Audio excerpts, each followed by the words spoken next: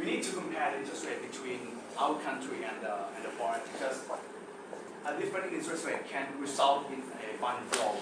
For example, if at the moment in the US the interest rate is near 0%, and if Thailand provides interest rate at 2%, the foreign investor is going to borrow from the US at zero interest expense, and they're going to invest in Thailand and earn a difference at 2%. So they just make no risk money. So you need to compare the interest rate as well.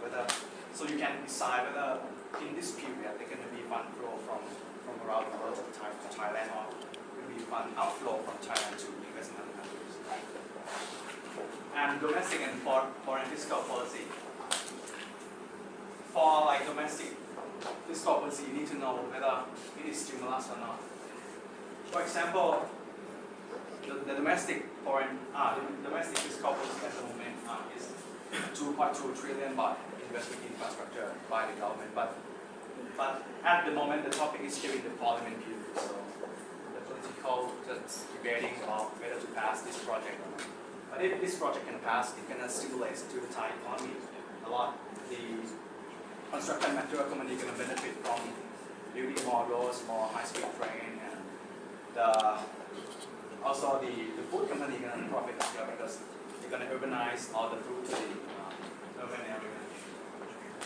And about the foreign fiscal policy at the moment, as you read the news about the US debt ceiling, the deadline is on around 11 o'clock on this Friday, whether US can raise the debt ceiling or not. If US can raise the debt ceiling, which means the US government have a ability to borrow more to stimulate their economy, also the global economy. So if that happens, the global economy and stock market is gonna like jump skyrocketing. But if the US government fails to raise the debt ceiling by 11 o'clock of this Friday, they're gonna default for the first time. And this event gonna far worse more than the limit rather on 2007. Because a lot of the US bondholder is a foreign investor. The first foreign country that holds US bond, you know which country? Yeah, China. The second one is Japan.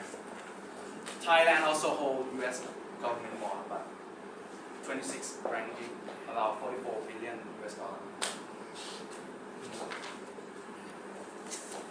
Okay, domestic. Okay, and we need to analyze the domestic foreign monetary policy as well. For the foreign monetary policy at the moment, again in the US, the central bank of the US just printing out the money. It's called the quantitative easing program, the QE program, because they're gonna inject money into the economy by purchasing $185 billion US dollars per month. It's quite a big stimulus program at the US. And you might want to consider our economic policy as well. For example, like a trade minimum, whether this can affect the cost of labor for each company, and also the first car policy. At first, the first car policy just make benefit a lot for the auto parts manufacturer, but at the moment it hurts SME bank because lots of bad that happen in this policy. So you need to analyze the cause and effect and the consequence of each policy before you can invest. Okay, industry analysis. You need to, when you want to pinpoint the industry you want to invest, you need to analyze its life cycle before you invest. They're going to be 4 life cycle: introduction, the growth, the maturity, and the decline. I'm going to show you an example of the industry that are in the growth stage. It is the advanced AIS, the mobile operator. In the past 3 to 4 years, mobile phone become like our 5 basic needs in life, and you cannot move away from the monitor and you always chat with friends. So that's why the revenue from the company in this sector just increased like many folds. And this trend is gonna last for maybe 5 to 10 years if you still addict to the mobile phone. So maybe this is a good time to invest in stock in the mobile communication sector. And this is the company that's in the already past growth stage and at the moment approach to decline stage, which is Banpo company. It's a company that produces a coal. At the first stage, the company have a lot of profit because the economic expansion in China, because China need to expand their country, right? Expand the inland, and they need a power plant to produce electricity inland, and the resources that are going to produce the electricity is coal.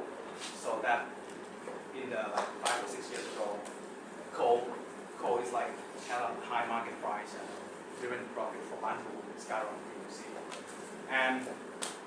But the introduction of other renewable resource of energy, for example, like the solar, wind, like water, can substitute the coal. So the company at the moment is in the class. So you might want to know why.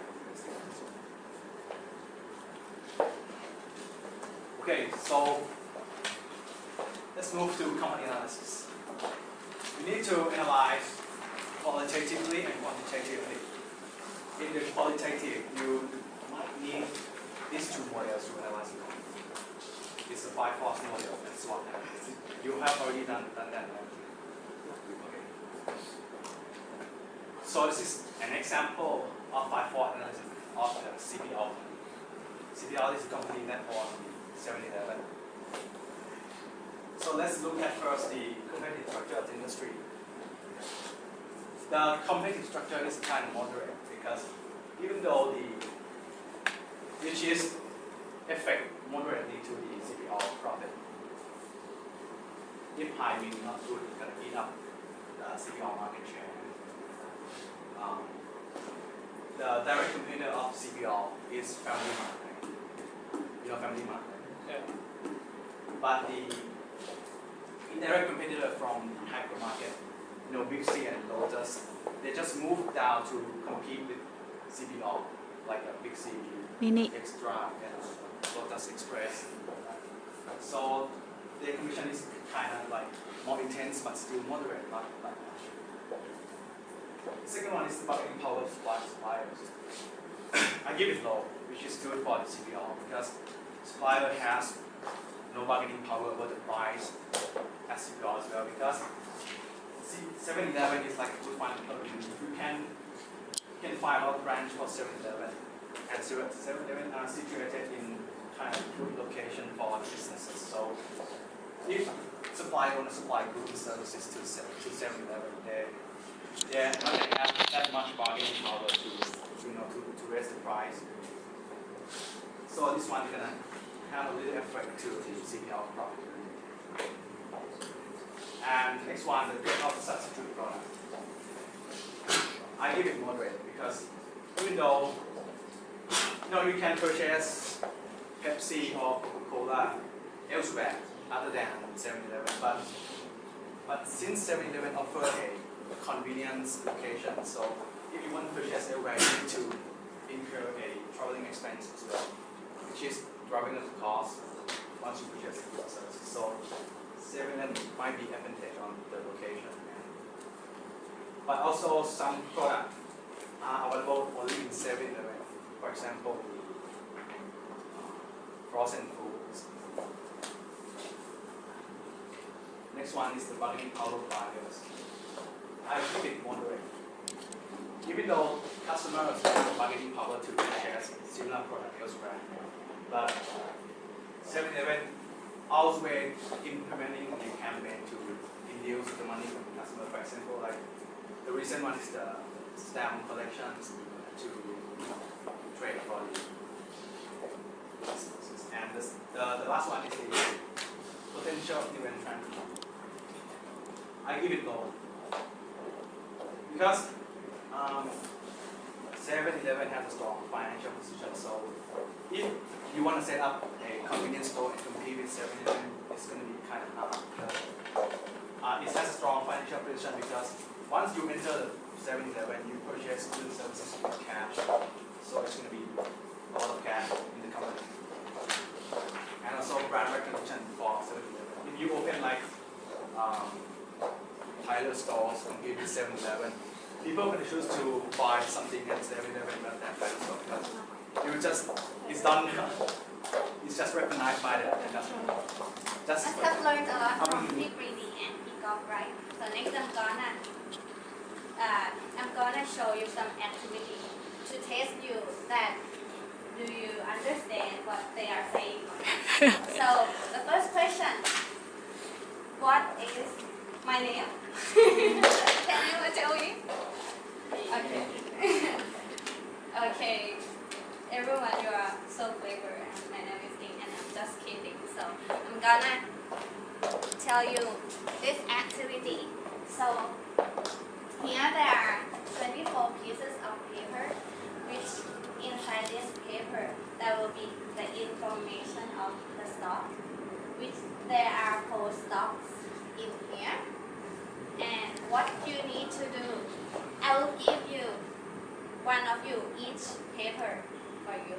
And what I need you to do is to find another person who have the information of the same stocks as you. So, okay, do it quick and I'll give you a paper.